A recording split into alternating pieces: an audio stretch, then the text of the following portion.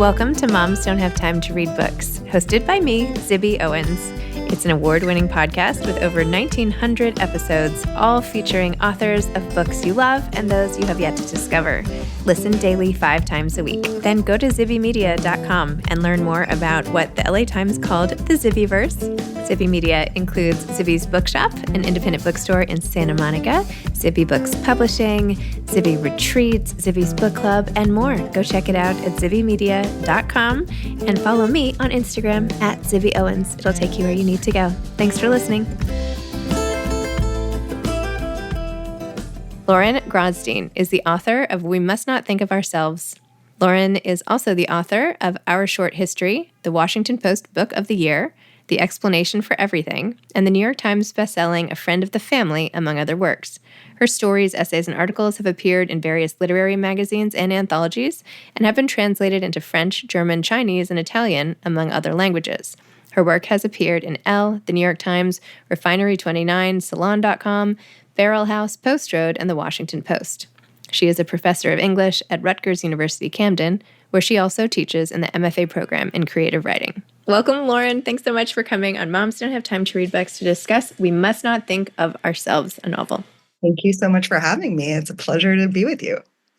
Your book was so good. Oh my gosh. The heaviness of that time just sits on my chest as things sort of come up today as well. But the way that you told the story was different than anything I had read, and it's so specific about this time in the Warsaw Ghetto. Tell listeners who haven't read it yet what your book is about. Okay. So in 1939, you guys know, the Germans invaded Poland and sort of split it with the Soviet Union, but the Germans took over Warsaw and other major cities and very quickly began to institute the Nuremberg laws in the same way that they had in Germany, which meant you couldn't go to the movies, you couldn't send your kids to public school. Pretty soon, you couldn't keep that much money in a bank, and then any money, you couldn't keep your jobs. Your life was so circumscribed. And then finally, signs went up saying that all of the Jewish citizens of various cities had to move into historic Jewish centers, and anyone who wasn't Jewish had to leave. So if you already lived in that center, you could stay in your house, but a lot of people couldn't. And they had to give up everything and take almost nothing with them and sort of pair up or triple up in these new apartments in the historical Jewish centers of these different cities. And in Warsaw, that area became known as the ghetto. The gates were locked at 2 p.m. on a November afternoon in 1940. And a man named Emanuel Ringelblum was this historian, real-life figure, who understood right away, in a way that many, many people did not, that this was not just like one difficult moment in Polish Jewish history, 1,000-year history, but it could very well be like the last moment, as indeed it was.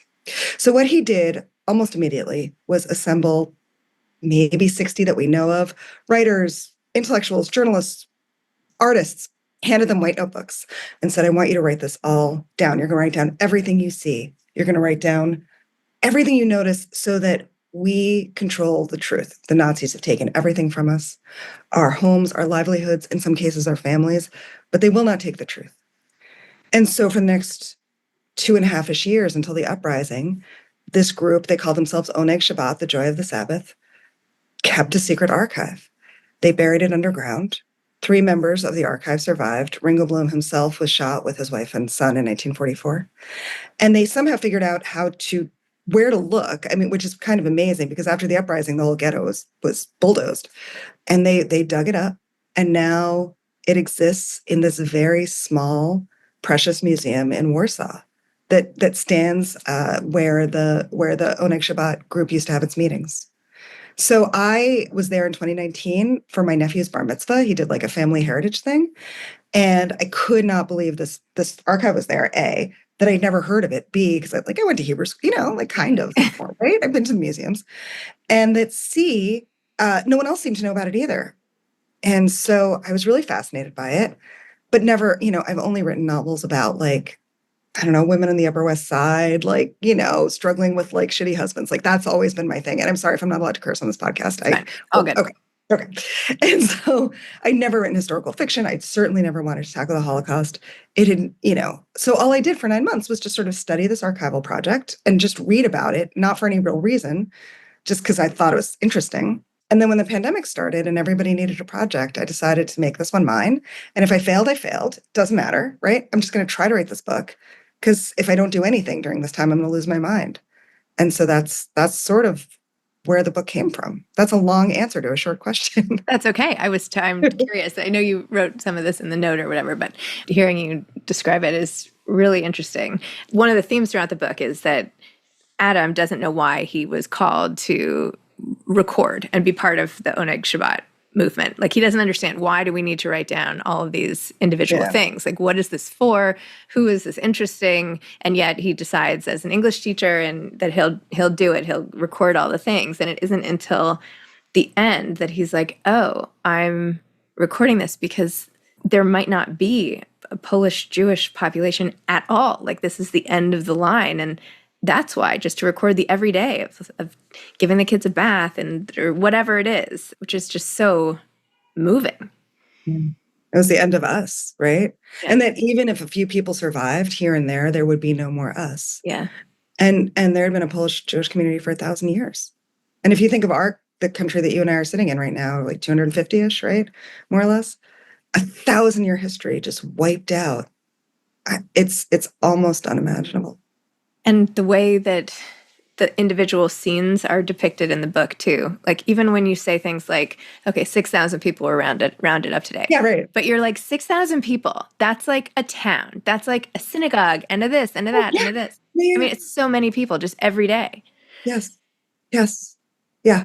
I think the magnitude of it is still, I think one of the reasons that people diminish the Holocaust is, first of all, because they're morally bankrupt, but also because I think that those numbers are impossible. They're impossible. What is 6,000 people? What is 6 million people? It's not, it's so huge as to be almost abstract. And also, what's the point? It's every one person. That's the tragedy, every single one of us. So, I think for Adam, the diary project just gave him a purpose amidst this tremendous loss.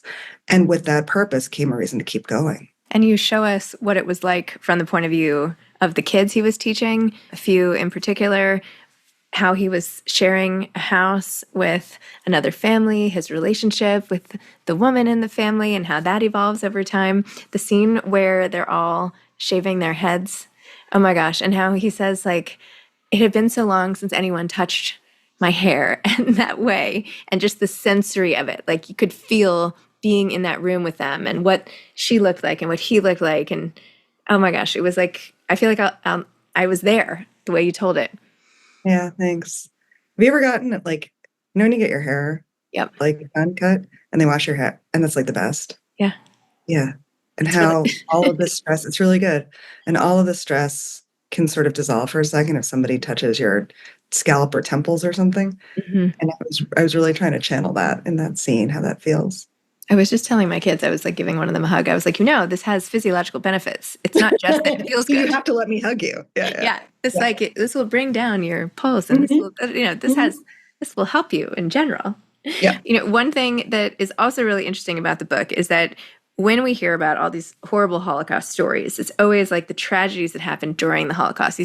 These small moments that are like the most horrific things ever. But Adam's mourning of his wife who died in this freak accident before things got really bad, his keeping her memory alive is another through line of the whole book, right? And think about just that one life and how the loss of his wife affected him throughout. And even as he's stripped of everything and gets to a point where he's like, I know I was married to her. I don't even have any pictures, but I know it. I remember it. All of that, like they can't take that memory away.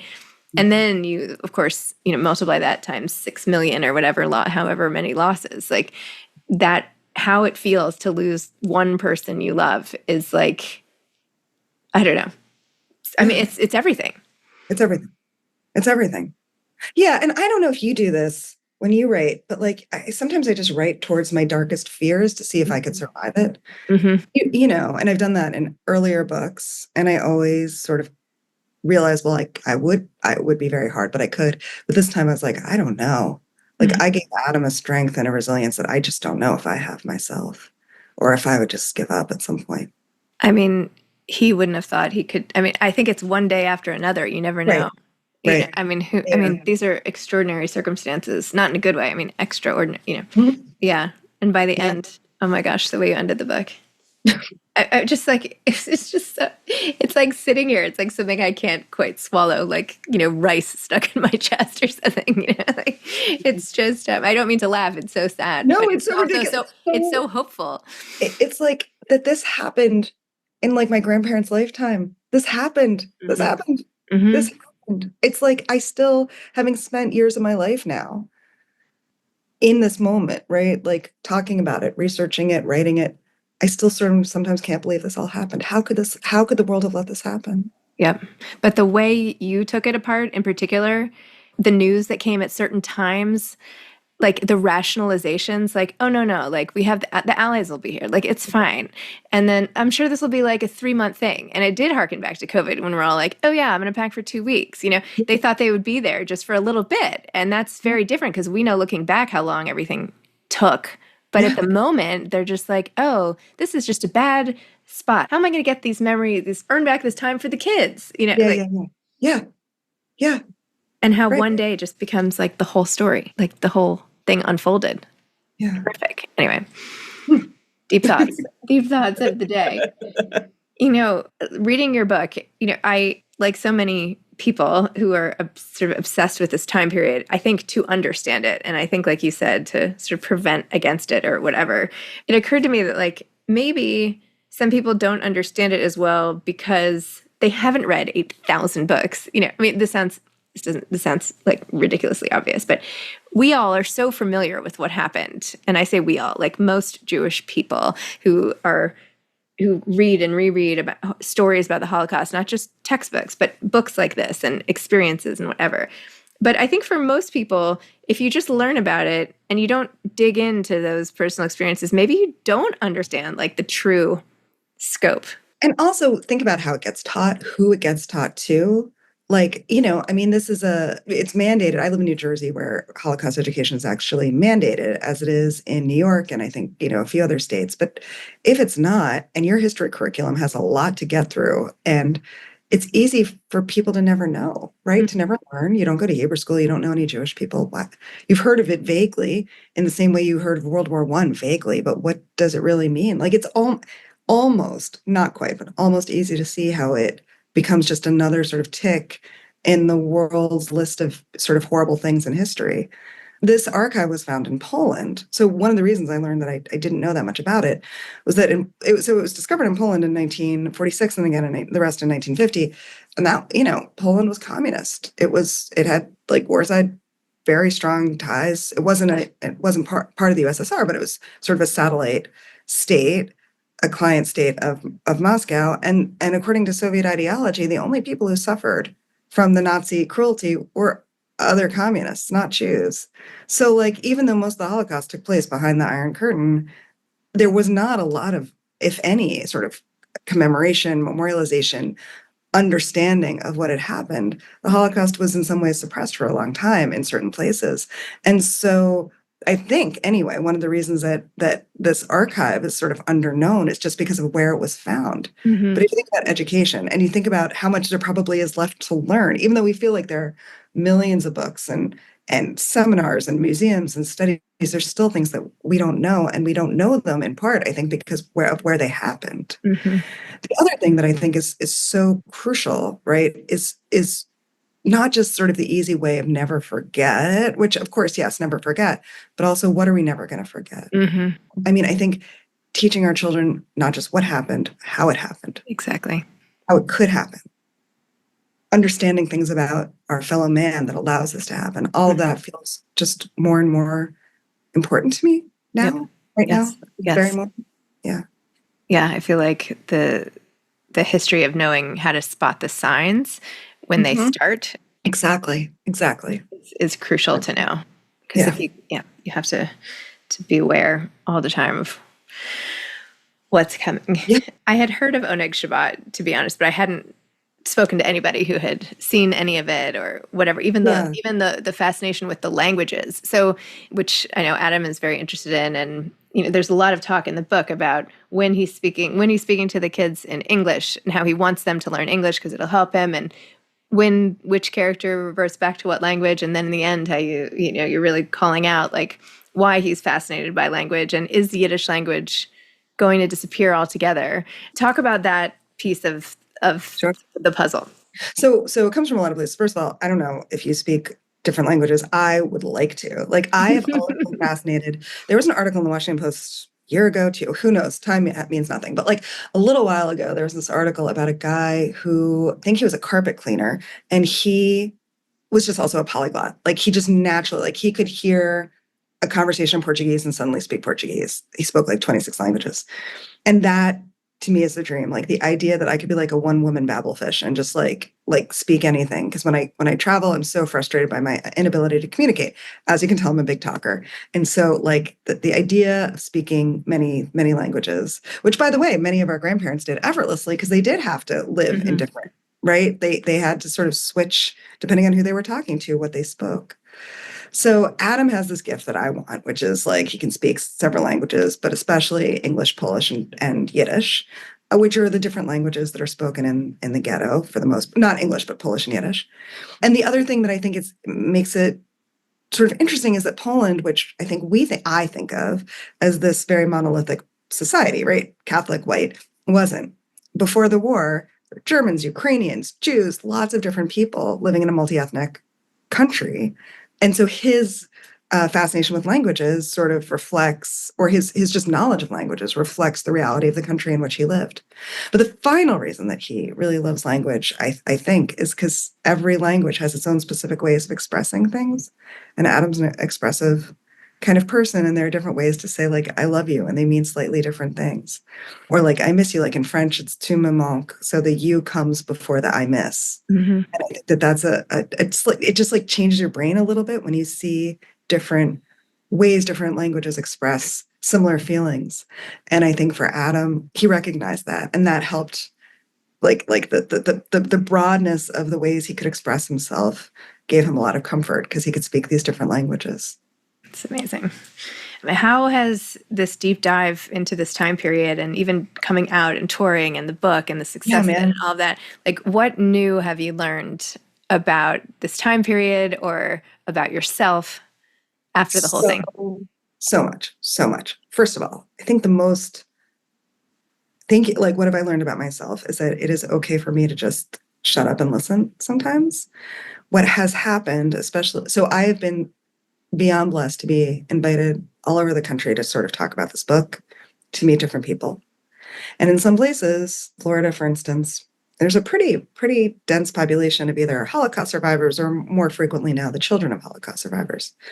And after certain events, there was one outside Toronto, there's one in Fort Lauderdale, a few others, where people just come up to me afterwards. I'm signing books and they just want me to hear their story. And for a long time, I felt like I was supposed to give something back. Like, you tell me your story and then I offer something, but I don't know what I'm supposed to offer. Like, what can I say? Like, that is unbelievable. I can't believe your parents survived. You survived. And then I realized, oh, I don't have to say anything at all. Like, what people want is to be heard. They want to make sure someone else in the world knows their story. And I've learned about myself that I can just shut up, listen, and afterwards say, thank you so much. I won't forget that. And that's all people seem to want. Like, someone else knows and it won't be forgotten.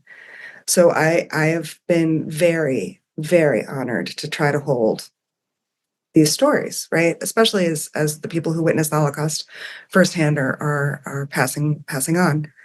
And the other thing, like, I was a little worried about security at this difficult time. I was a little bit worried, certainly about Holocaust denial or about anti-Semitic. I don't know. I didn't know if, like, on Goodreads, if like I was going to get flamed for writing a book that is proudly Jewish and about something historical and true that many people want to diminish. But I've been very, very lucky, I understand, and grateful that people have been really supportive of me and of this book. People have been, and not just Jewish audiences by any means. I've spoken at like, historically Black colleges. I've spoken to a Catholic women's group. I've spoken to all sorts of people.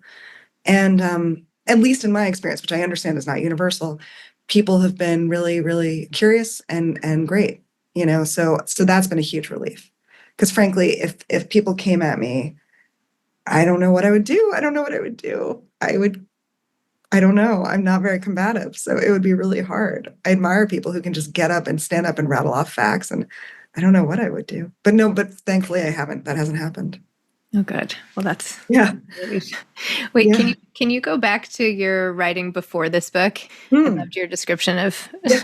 bad husbands on the Upper West Side. That's hilarious. I haven't read your backlist, but obviously I now need to go back and read it. Talk about like getting started and what your other books are about Yeah, and all of sure. that. Okay. So my first book was my thesis. It was a collection of short stories published by a teeny tiny press that's still around that I love. They did a beautiful job. But it was a small press book. It wasn't going to get a huge amount of review attention, but it got one glowing illustrated review, and that happened to be in the New York Times book review. So if you're going to get one review, that should be it. And I was thrilled and felt very famous. And then just decided, like, if I don't know. That just gave me, I got my MFA. So I was obviously invested, but I had thought about going to Los Angeles, maybe trying to write for TV or going to publishing the industry side or something. But instead, I got a job at a Jewish nonprofit. They closed early on Fridays every day every week for Shabbat. So before I went to work, and then from like, I don't know, 3 to 5 on Friday, I worked on this novel. It was like a very young kids in Brooklyn kind of novel. But fortunately, it was like 2004 or something, and people were really into like kids in Brooklyn novels. But the first book that of mine that sort of found an audience was about a doctor on the Upper West. I'm sorry, a doctor in the New York suburbs. I grew up in a medical community in New Jersey. My dad remains a nephrologist, a kidney specialist in Bergen County, which is just outside Manhattan. And grew up, I think, in this time that is much harder to emulate now, but like where you could be born, in a one-bedroom apartment in the Bronx, or you could write, and then just because of government investment in schools, because of your own grit, because of the legacy of your parents and wanting to do better and honor all the people who made these sacrifices, become a doctor in one generation.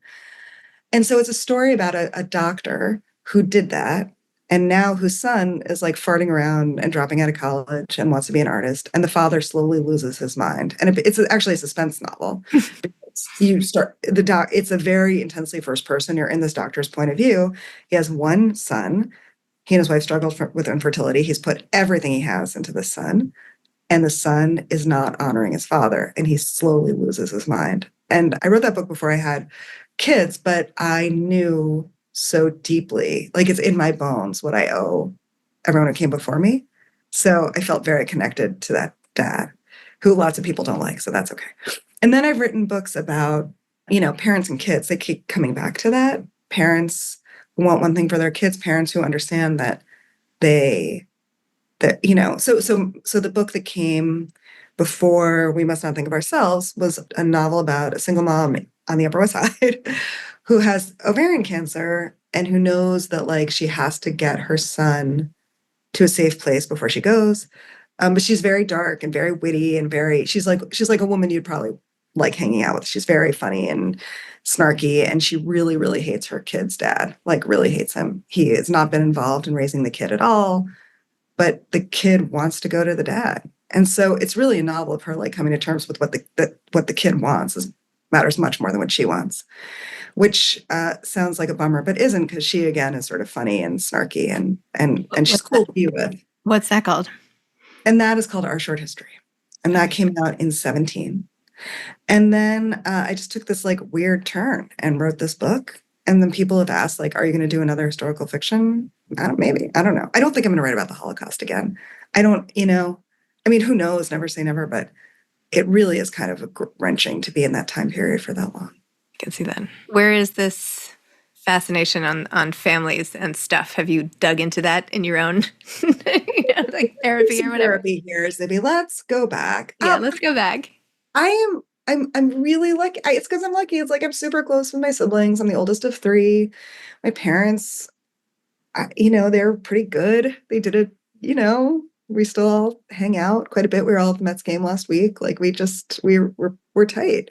We have similar interests. We have similar senses of humor. And I also grew up, I think, my parents were pretty young. People had kids younger then. So like I didn't grow up with my parents at all, but I grew up aware of them and their relationships with their parents. And I just sort of grew up watching them closely, I think more closely than they would have preferred, and found them really interesting. You know, I find their generation, they're boomers. I find the boomers interesting. I find their expectations for the world interesting. Their expectations for us. I'm a writer, so I'm sort of my sister's a lawyer, my brother's a doctor, right? Like I'm the one who's like a little like, ooh. And they really instilled in us, I think, a sense that it was our responsibility to go really far with the gifts we've been given.